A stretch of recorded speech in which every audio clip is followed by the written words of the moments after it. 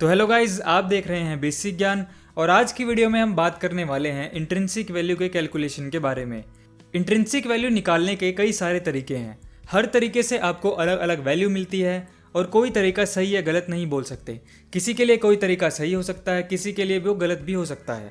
Intrinsic value जो हम calculate करते हैं वो एक तरह से एक एस्टिमेट होता है, यानी अनुमान होता है, कोई प्रिसाइज वैल्यू नहीं होती।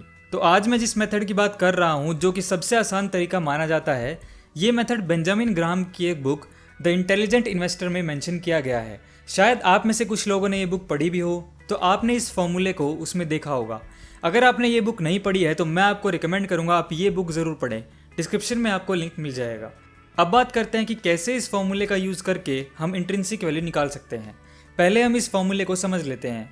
दोस्तों, मैं ज़्यादा टेक्निकल बात नहीं करूंगा, सिंपल बेसिक आपको इस फॉर्मूले को समझाने की कोशिश करूंगा। इसमें सबसे पहली चीज़ है ई का यहाँ पे मतलब है अर्निंग पर शेयर, यानी कंपनी की लास्ट 12 महीने की पर शेयर क्या मुनाफा है, क्या अर्निंग है। उसके बाद हमारे पास यहाँ पे ब्रैकेट में है 8.5 प्लस 2G। अब ये 8.5 है price earning ratio. Benjamin Graham का मानना था कि जिस कंपनी की ग्रोथ नहीं होती, मतलब जिसकी अर्निंग स्टेबल रहती है, वो 8.5 PE क्रिएट करती है। फिर इसमें ऐड किया है 2G। जी यहाँ पे है ग्रोथ रेट, मतलब आपके हिसाब से कंपनी के आने वाले 7 से 10 सालों में क्या ग्रोथ रेट होगी, वो आपको इस जगह पे डालना है। अब इसके बाद इस पूरी वैल्यू को मल्टीप्लाई किया गया है 4.4 के साथ। अब उन्होंने ये 4.4 के साथ मल्टीप्लाई इसलिए किया है क्योंकि उस टाइम पे AAA बॉन्ड से जो एवरेज यील्ड मिलती थी वो 4.4% मिल जाती थी। तो जब वो इन्वेस्ट करते थे, ये कंपेयर करते थे कि दूसरे एसेट के मुकाबले हमें इक्विटी से कितना रिटर्न मिल सकता है। तो यहाँ पे उन्होंने 4.4 वैल्यू रखी। उसके बाद नीचे एक टर्म और है वाई का मतलब है current bond yield on AAA corporate bonds, मतलब AAA ग्रेड के बॉन्ड या गवर्नमेंट ट्रेजरी की 10 साल या 20 साल वाली यील्ड हमें यहाँ पे लेनी होती है। तो इस फॉर्मूले के हिसाब से हमें वैल्यू कैलकुलेट करनी है, तो कैसे करेंगे? तो हम यहाँ पे स्टेट बैंक ऑफ इंडिया की इंट्रिंसिक वैल्यू कैलकुलेट करके देखेंगे। ये कोई इन्वेस्टमेंट एडवाइस नहीं है, जस्ट फॉर एग्जाम्पल हम इसको कैलकुलेट करेंगे। इंट्रिंसिक वैल्यू को निकालने के लिए हमें 3 चीज़ें यहाँ पे चाहिए। EPS यानी अर्निंग पर शेयर, G यानी expected growth rate of the company, and Y यानी average AAA corporate bond yield. अब ये सारी इन्फॉर्मेशन हमें इंटरनेट पे मिलेगी। वैसे तो बहुत सारी वेबसाइट्स हैं, पर इस वीडियो में आपको screener.in करके एक वेबसाइट है, इससे हम ये डेटा लेंगे। screener.in इस वेबसाइट पे जब आप जाएंगे तो इस तरह से आपको इंटरफेस देखने को मिलेगा। अब यहाँ पे हमको कंपनी का नाम डालना है, हम यहाँ डाल देते हैं SBI। अब जैसा कि आप देख सकते हैं SBI से रिलेटेड बहुत सारी इन्फॉर्मेशन यहाँ पे आ गई है। अब सबसे पहले हमें चाहिए EPS। दोस्तों, हो सकता है आपको यहाँ पे EPS देखने को ना मिले, तो आप ये जो ऐड का कॉलम है, यहाँ से कोई भी इंफॉर्मेशन ऐड कर सकते हैं। तो हम यहाँ पे EPS को ऐड कर लेंगे। तो ये EPS हमारा यहाँ पे आ गया है 10.6।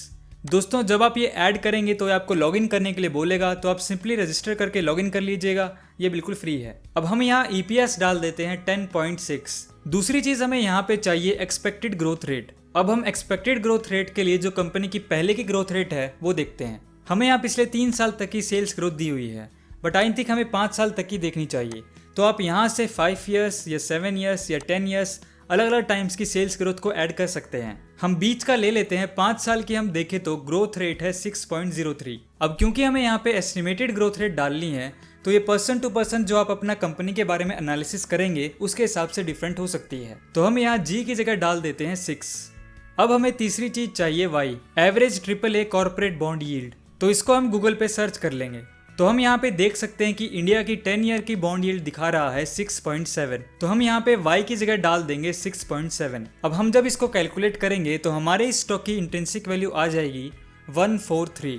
और जब हम देखते हैं कि इस स्टॉक का करंट प्राइस दिखा रहा है 280, मतलब हमारे इंट्रिंसिक वैल्यू इसके शेयर के करंट प्राइस से बहुत कम है, मतलब ये स्टॉक ओवर वैल्यूड है। अब अगर हम ग्रोथ में 6 की जगह 10 डाल दें, मतलब अगर हमें लगता है कि इसमें 10% की ग्रोथ होगी, तो इसकी वैल्यू आ जाएगी 198। इसी तरह से अगर हम 15% यूज़ करेंगे तो ये आ जाएगा 268। तो मतलब बेसिकली आपके ग्रोथ एस्टिमेट के हिसाब से ही चीज़ें बदल जाती हैं। तो आप बाकी सारे कंपनीज के स्टॉक की भी इसी तरह से इंट्रिंसिक वैल्यू कैलकुलेट कर सकते हैं। लेकिन क्या हम सिर्फ इस फॉर्मूले के दम पे इन्वेस्ट कर सकते हैं और पैसा बना सकते हैं? हमें बस सिंपल सी अर्निंग पर शेयर और ग्रोथ एस्टिमेट लगाया और वैल्यू हमारे पास आ गई।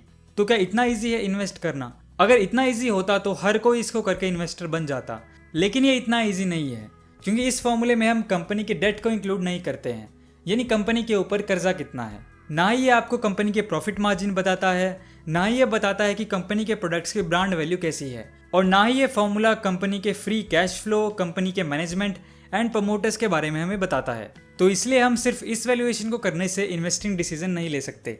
ये एक पूरे एनालिसिस का सिर्फ एक पार्ट है। तो आपको इन्वेस्ट करने से पहले बाकी सारे एनालिसिस पहले करने हैं, फिर आपको जो है उस हिसाब से स्टॉक की वैल्यूएशन और इन्वेस्टिंग करनी है। अगर आप सिर्फ फॉर्मूले के बेस पे पैसे लगा देंगे तो आपके पैसे डूबने के ज़्यादा से ज़्यादा चांस होंगे। तो ध्यान रखिए, शेयर के प्राइस को बहुत सारी चीज़ें अफेक्ट करती हैं, ना कि सिर्फ ग्रोथ। तो ये होता है बेसिकली इंट्रिंसिक वैल्यू कैलकुलेट करने का प्रोसेस। अगर आपने अब तक डीमैट अकाउंट नहीं खुलवाया है तो आप ज़ेरोधा में ऑनलाइन डीमैट अकाउंट ओपन करा सकते हैं, जो कि इंडिया का नंबर 1 डिस्काउंट ब्रोकर है। इसका लिंक भी आपको डिस्क्रिप्शन में मिल जाएगा। दोस्तों, अगर आपको ये वीडियो पसंद आया हो तो आप बेसिक ज्ञान को सब्सक्राइब करके बेल नोटिफिकेशन ऑन कर लें, ताकि आपको आने वाली वीडियोज़ की नोटिफिकेशन मिल जाए। और ऐसे ही ज्ञान से भरी वीडियोज़ के लिए देखते रहिए बेसिक ज्ञान।